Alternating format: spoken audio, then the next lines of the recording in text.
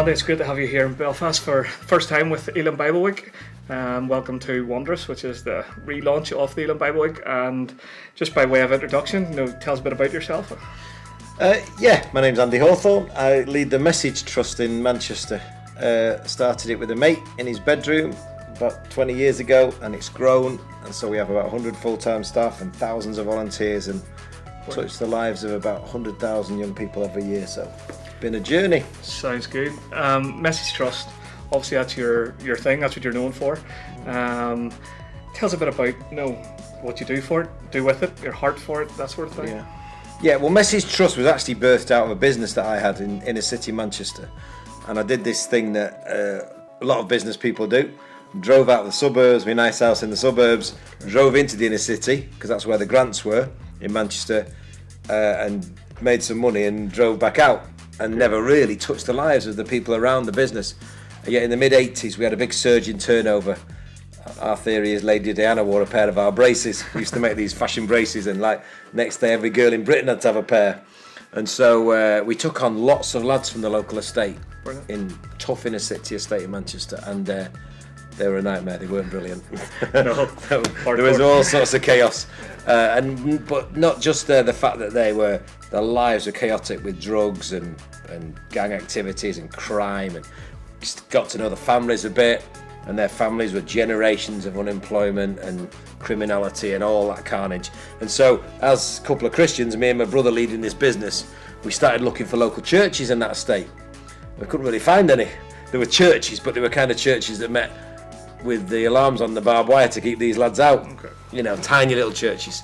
And so we wrote to every church in Manchester in 1987 and said, this is crazy. There's a community growing up here that's really not being touched by the gospel. And what we're going to do about it. And it was arrogant, I guess, and naive, but a God like the heart, I think. Because he's always looking for people who have a heart for the least and the lost.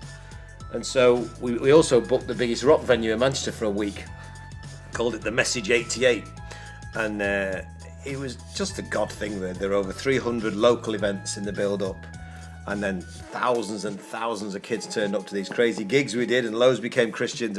They were queuing up at 2:30 in the afternoon of the final day to get in. It was amazing. And then we did again in 89, and then in 90 we started to do, on the back of it, schools work. We formed a band called the Worldwide Message Tribe. Oh, heard of that. There you go. Well, I mean, I can't sing, dance, rap, any of that. I'm not a musician, but it was this little season in Manchester where Manchester was like the centre of the world music scene. Yeah. You remember all that Manchester and that rave music and all that stuff, yeah. And so we were making this kind of music, but with God lyrics, and I was doing this crazy rapping, sounded a bit like a demonised member of Sesame Street. And all the kids were going, it's fantastic. And I'm going, is it? I don't know what I'm doing. Yeah. God just saw a heart and blessed it. And it was a crazy thing that this band, that our whole focus was, let's just go into schools and a few dancers from our youth group and try and proclaim Christ in schools. And God just smiled on it. We ended up selling like 400,000 albums and got popular all over the world. It was craziness. But it was, that verse I might even mention tonight, I love the eyes of the Lord range the earth looking for a heart. 2 Chronicles 16 verse 9. Because that's all God's looking for, a heart. Yeah. He says, that man I will strongly support, a heart fully committed to me. That man I'll strongly support. And that's definitely what we felt like. When we suddenly got a heart for these lads and girls that were growing up in inner city Manchester without hearing the gospel in language they could understand. And we got a heart for these school kids in these tough schools, and God just said, watch what I can do. Yeah. And so I left the business then and set up the charity. Brilliant. And it was a big one of those, I had to reorder my life and went from having quite a nice lifestyle to setting up this charity in my mate's bedroom, spare bedroom, thinking, what have I done? But God's been so good. It's tremendous to hear about that. For me, I'm having a throwback here. I'm thinking the farm and strawberry fields forever and all together now and all the wee songs from Manchester. Yeah. It's sad, really. But as I was reading a wee bit about you, and I came across just an article in relation to a national prayer event, and it was talking about how that we've become in a culture really familiar with. We talk about God. God's not a bad term to use really politically. We can talk about God, and God can mean whatever God can mean. But recently, according to this article, you made the point that we need to be talking about Jesus, that you can't really talk about Christianity without talking about Jesus. Is there anything you'd like to say about that? Yeah, I got the chance to speak at the Houses of Parliament, and there were all the big wigs there. Lots of politicians, lots of business leaders, and that's exactly what I said. I said it's not true. You know, it was who was it? Alistair Campbell famously said, "We don't do God." The truth is, we do God. Yeah. There's been more bills that mention God in the last 10 years than in the previous 100.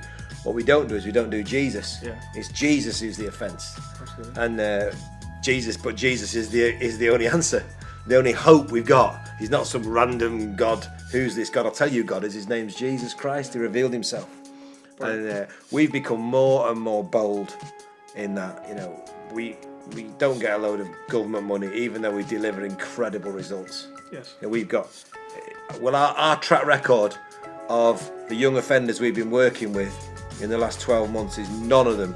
The ones we've taken on and given a job and a home and rooted in local church, saved him out of prisons, none of them have reoffended.